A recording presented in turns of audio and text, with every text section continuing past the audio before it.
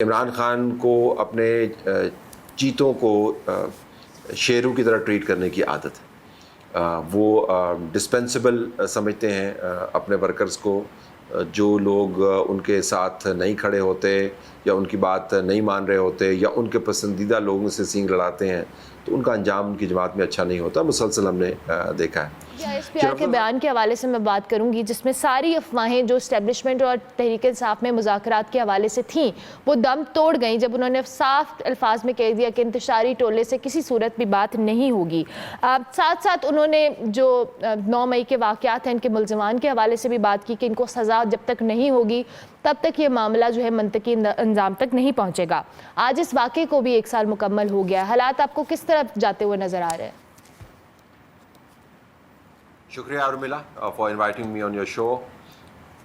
افواہیں تو دم توڑ گئی ہیں. افواہوں کی بنیاد تھی کوئی نہیں. اس وجہ سے دم توڑنا ان کا آسان تھا. لیکن جس انداز سے دم توڑوایا گیا ہے میرے خیال میں اس سے نئے معاملات سامنے آ گئے ہیں.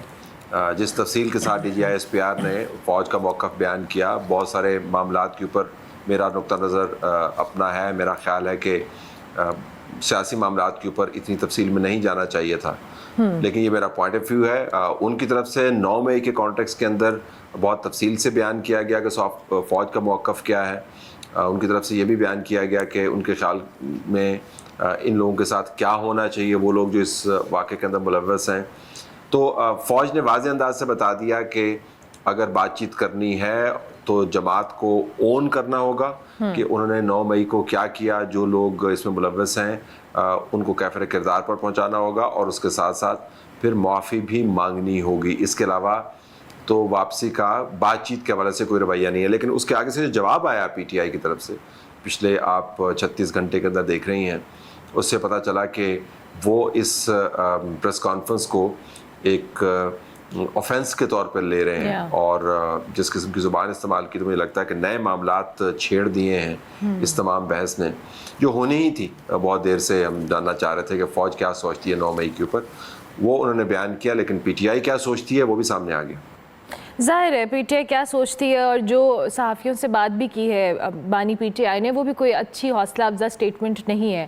اچھا, کچھ عرصے پہلے تک ہم نے دیکھا تھا حالات و واقعات تحریک انصاف کے حق میں تھے. 3 صوبوں میں وفاق میں ان کی حکومت تھی اور اب پارٹی کے اوپر جو کہہ لینا کالے بادل چھائے ہوئے ہیں, کڑا وقت چل رہا ہے. کیا سمجھتے ہیں PTI کا مستقبل, آپ کیا دیکھتے ہیں؟ یہ جو معاملات ابھی چل رہے ہیں اس کے بعد کو مستقبل میں بہتری ہوتی ہے ہمیں نظر آ رہی ہے؟ دیکھیں, مستقبل کے بارے میں تو میں کچھ ارملا آپ کو بتا نہیں سکتا کہ کیا ہونے والا ہے. پاکستان میں کہتے ہیں 24 گھنٹے بھی ایک طویل عرصہ ہے سیاست کے رخ کو تبدیل کرنے کے لیے.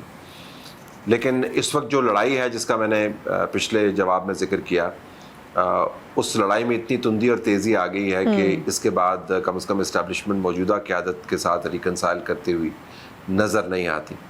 عمران خان کی طرف سے جو ٹویٹ کیے گئے ہیں, جس تفصیل کے ساتھ انہوں نے الزامات کو دوبارہ سے دہرایا ہے اور سنجیدہ الزامات ہیں, جو تذلیلی طریقہ استعمال کیا گیا ہے, جس طرح حماد اظہر کا اگر آپ ٹویٹ دیکھیں, اس کے بعد جو پریس کانفرنس کی گئی ہے عمر ایوب کی طرف سے یا لطیف کھوسہ نے جو بیان دیے, اس کے بعد تو مجھے نہیں لگتا کہ اسٹیبلشمنٹ کے ساتھ ان کے تعلقات کسی طور بھی بہتر ہوں گے. PTI کا خیال ہے کہ ان کو ضرورت نہیں ہے.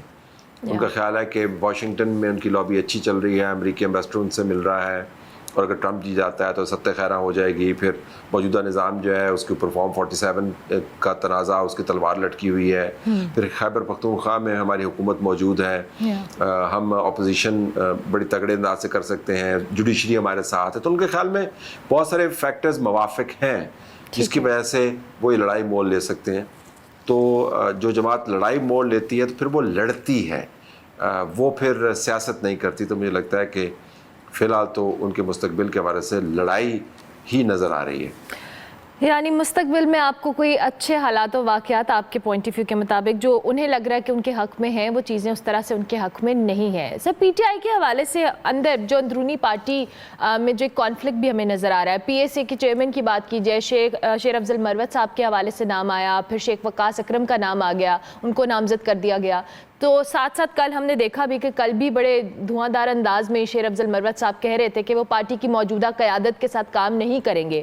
آپ کو کیا لگتا ہے کہ یہ جو ایک کنٹروورسی ہے یا ایک جو کانفلکٹ ہے یہ شیر افضل مروت تک محدود ہے یا اس کے علاوہ بھی پارٹی کے اندر کچھ ایسی چیزیں ہیں جو شاید نظر انداز نہیں کی جا سکتی اور ایک کانفلکٹ کی شکل اختیار کر چکے ہیں؟ شیر افضل خان مروت جو ہے ان کی آمد پارٹی کے اندر اتنی ہی حیران کن تھی جتنی آمد کے بعد ان کی اٹھان جو ہے، آمد تو تھی بہت سارے لوگوں کی، لیکن اٹھان جو تھی حیران کن ہے اتنی ہی جتنا آج کل ان کا جو مزاج ہے وہ ان کو پہلے تو یہ بتایا گیا کہ عمران خان کا چیتا ہے. عمران خان کو اپنے چیتوں کو شیروں کی طرح ٹریٹ کرنے کی عادت ہے. وہ ڈسپینسیبل سمجھتے ہیں اپنے ورکرز کو. جو لوگ ان کے ساتھ نہیں کھڑے ہوتے یا ان کی بات نہیں مان رہے ہوتے یا ان کے پسندیدہ لوگوں سے سینگ لڑاتے ہیں تو ان کا انجام ان کی جماعت میں اچھا نہیں ہوتا. مسلسل ہم نے دیکھا ہے. شیر افضل خان مروت کا بڑا پیکیولر کیس ہے. وہ اپنے آپ کو ایک مرکزی قائد کے طور پہ سمجھنے لگ گئے، بڑے مقبول ہونے لگ گئے. اب ان کی لڑائی شبلی فراز کے ساتھ ہو گئی ہے، عمر ایوب کے ساتھ ہو گئی ہے. اب صرف یہی دھڑا نہیں ہے، اسد قیصر بھی ایک جگہ پر موجود ہیں آپ کو. اس کے بعد لاہور کا دھڑا علیحدہ ہے.